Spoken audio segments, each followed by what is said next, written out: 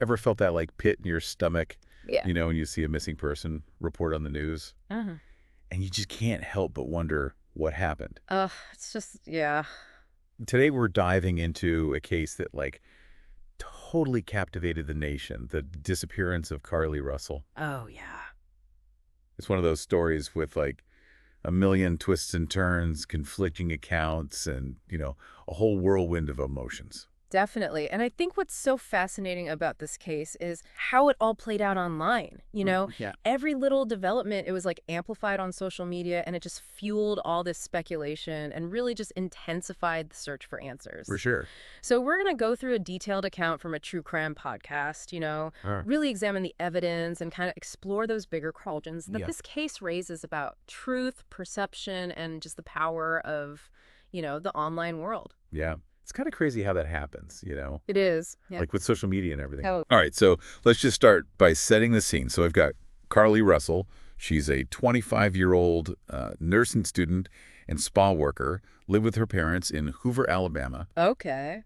And, on the surface, her life seemed pretty normal before July 13th, 2023. Yeah, and that's what I think is so key here. It's like, you have that contrast between like everyday life and then something so extraordinary that Yeah. it's like it really draws you in, right? It's Yeah. like, is our safety really what we think it is, Yeah, Could this happen to anybody, even someone who seems to have it, all figured out? exactly. And that's what makes this story so, like, I don't know, unsettling. Yeah. So let's go back to that Thursday evening, all right? So Carly leaves work, picks up dinner for herself and her mom, even stops at Target for a little bit. Okay. She's on the phone with her mom until just before 9:20 p.m., and then she's heading home. Right. And this is where it gets interesting. So picture this.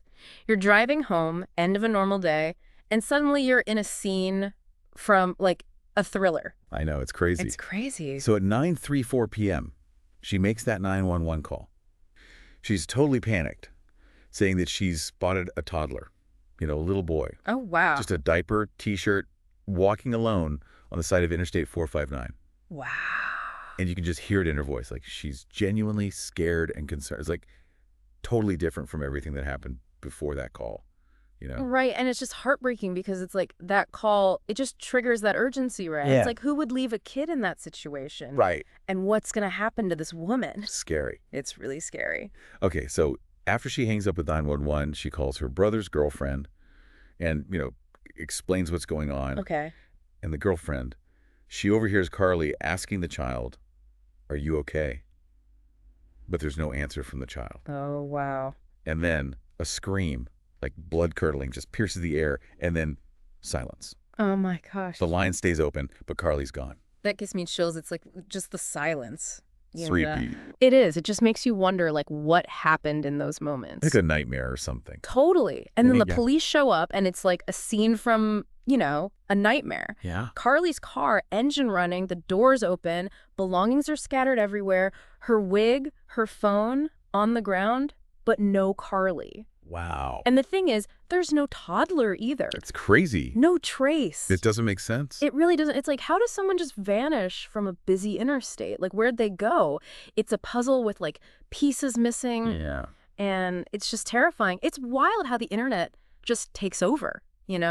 Like news of Carly's disappearance, it just exploded across all the social media platforms. Oh, yeah. People were sharing her picture, talking about theories, and just praying for her to come home safe. Right. It's like this huge wave of concern, and it shows you how fast information can travel now, everything being so connected online. Definitely. But the thing is, like, we know the internet can be a breeding ground for, like, misinformation and speculation, right? For Remember that movie Sound of Freedom? Yeah. It came out right around that time, and a lot of people were making connections between the movie's plot, about child trafficking, and Carly's case. Yeah, it makes sense why people would connect those dots, Yeah. Especially with a case like this where there are so many unanswered questions. Right. The fear of child abduction is just huge in our society, and when you face a situation like this, it's easy to let your imagination run wild.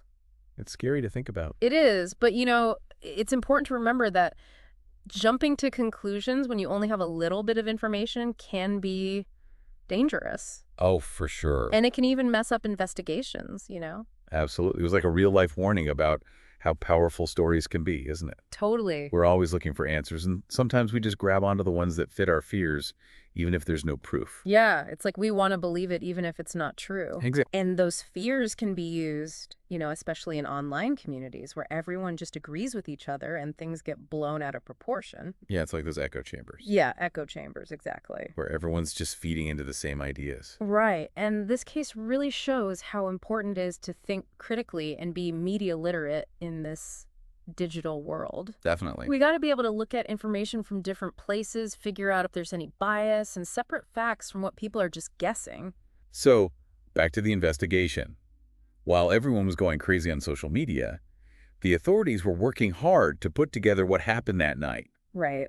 But the more they found out, the more confusing it got. It's like a puzzle that just gets more complicated as you go. Totally. Then, on Saturday evening, a tip came in that maybe Carly was at a Red Roof Inn. Okay. Can you imagine the hope? Well, yeah. Like her family rushing there, desperately looking for her, knocking on doors. Must have been an emotional roller coaster, Right. like a glimpse of hope and then bam, it's gone. Totally. It was a false lead, and everyone was back to square one. It's devastating.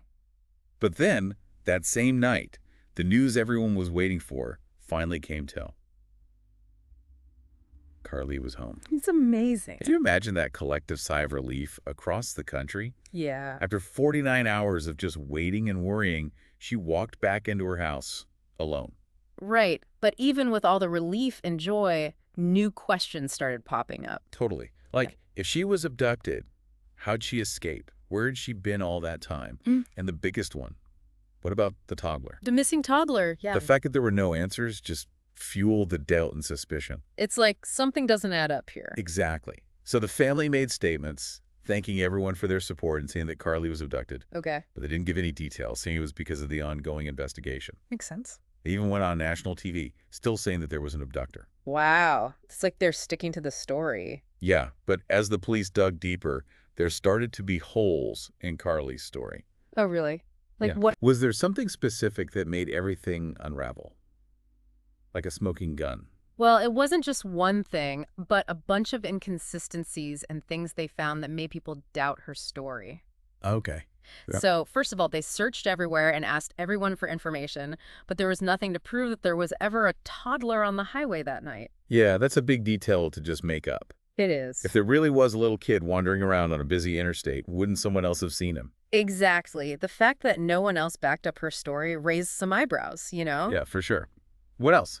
Then there was the surveillance footage. Okay. Remember how Carly's family said she came home on foot? Right. Well, the police got video from a neighborhood nearby showing her walking down the sidewalk alone, and it wasn't anywhere near where she said she was taken. So her escape story was falling apart. Yeah, and then things got even crazier when the police found some weird Google searches on Carly's phone from the days before she disappeared. Oh, wow. Get ready for this. Some of these are really strange. Okay, tell me everything. She had searched for things like, do you have to pay for an Amber Alert? How to take money from a register without being caught? Birmingham bus station, and even one-way bus ticket from Birmingham to Nashville for the very day she disappeared. Wow, those searches definitely paint a different picture. They do. It seems like she might have been looking up some things that were, let's say, not so innocent. Yeah, definitely not what you'd expect. Was there anything else? Oh yeah, there's more. Oh my gosh. She also looked up the movie Taken, which, you guessed it, is all about abduction. That's creepy. It is. It makes you wonder if she was getting ideas from movies. That's a scary thought. Were there any other red flags? You remember those things that were missing from Carly's car at the scene? Yeah. Well, turns out she took some of them from her work. Oh, wow. So it's like, oh, another layer of lying, and it makes you question what she was really doing and why. So with all these inconsistencies and weird searches, what did people start thinking? Did they still believe Carly's story? It's like the whole mood shifted, All that sympathy and support turned into anger and disappointment. That makes sense. People felt like they'd been tricked, and the hashtag Carly Russell started trending again. But this time, it was for a whole different reason. Yeah, I can imagine how let down everyone must have felt. It's like, not only did they get emotionally invested in a story that wasn't true, but now they're worried about what this means for real missing person cases in the future. It's a big deal. It is. The worry is that this whole thing could make people less likely to believe and help in real cases where people are actually missing. Yeah, it's like that story about the boy who cried wolf. Exactly. If we hear too many fake stories, we might not believe the real ones when they happen. Right, and then people who actually need help might not get it. It's sad to think about. It is. This case also reminds me of another one, the Sherry Papini case. Oh, yeah. What happened there again? So Sherry Papini was this woman from California who said she was kidnapped while she was jogging in 2016. Right, I remember that. She showed up weeks later, hurt, and telling this crazy story about being held captive. Wow. But then it turned out she made the whole thing up. Seriously? Yeah, she'd actually been staying with an ex-boyfriend the whole time. That's wild. It is. And so people started comparing Carly's case to that one, wondering if maybe it was another fake abduction. Were the police thinking the same thing? Yeah, they're definitely looking into it. But like, what would her motive be? Why would someone go through all that trouble to stage a disappearance? It's the big mystery, isn't it? It is. And it just shows how complicated people can be. Yeah. Sometimes we just don't understand why people do the things they do, even the people closest to them. It's true. This case really leaves you with more questions than answers, doesn't it? It does. Like, what happened during those 49 hours when she was missing? What was her reason for doing all this? And will she ever tell the truth? It's like everyone who followed this story is still wondering about those things. This whole thing, it really makes you think twice about, like what's true and what's not. We're just bombarded with information these days. It's true. And it's tough to know what to believe. Yeah, it's a challenge for sure, especially with the internet and everything. This case is like a prime example, Exactly. Like a reminder that we shouldn't just accept everything we see or hear. We got to think for ourselves. Right, question things. Exactly. Look at things from different angles and be careful about information that just reinforces what we already think. Yeah, it's easy to fall into that trap. It is. It's also important to remember the real people involved. It's easy to get caught up in the media hype and all the speculation, but this was someone's life. Oh, absolutely. There were so many people who were deeply affected by this. People who put their hearts and souls into searching for Carly, believing she was in real danger. Absolutely. Like all those volunteers who gave their time, the police officers working around the clock, and even the families of other missing people who are hoping for a good outcome. You mentioned Angela Harris, the mother of Anaya Blanchard, who was actively involved in the search for Carly. Anaya's story, a true case of abduction and murder, really struck a chord with people. Yeah, it's heartbreaking. And Angela, having gone through that herself, she was there for Carly's family, offering support, hoping this story would have a happy ending. It must have been devastating for her and others like her when it all started to fall apart. It's a harsh reminder that these cases aren't just stories in the news. They involve real people, real families going through unimaginable pain and uncertainty. Absolutely. It's real life. And this case raises some ethical questions, too. Like, what happens if Carly decides to profit from all this?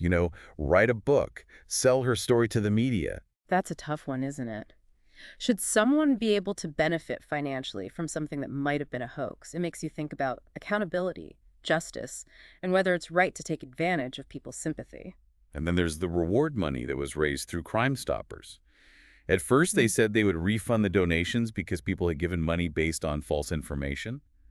But then they changed their minds and said the money would go to other missing person cases. I can see both sides of that argument. On one hand, people donated specifically to help find Carly, so they have a right to feel misled and want their money back. But on the other hand, that money could make a real difference for other families in similar situations. It's a tough call, no easy answers. For sure. It shows how complicated this whole issue of truth and deception is, and how easily things can be manipulated. This case really makes us think critically, question what we believe, and consider the impact our actions have on others. Absolutely. So, as we wrap up our deep dive into the Carly Russell case, what are the main takeaways you'd like our listeners to think about? I think this case serves as a warning about the power of misinformation.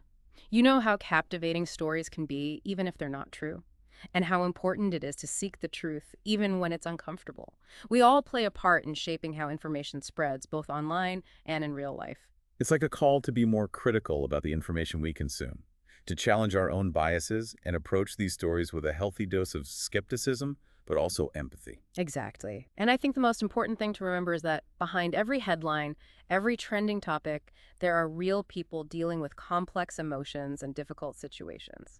Well said. Thanks for joining us on this journey as we explored a case that gripped the nation and made us all question what we believe. We hope this deep dive has given you something to think about and encouraged you to keep these conversations going. Absolutely. We'll be back next time with another intriguing story, ready to explore the complexities of human nature and the world we live in. Until then, stay curious, stay informed, and keep those minds engaged.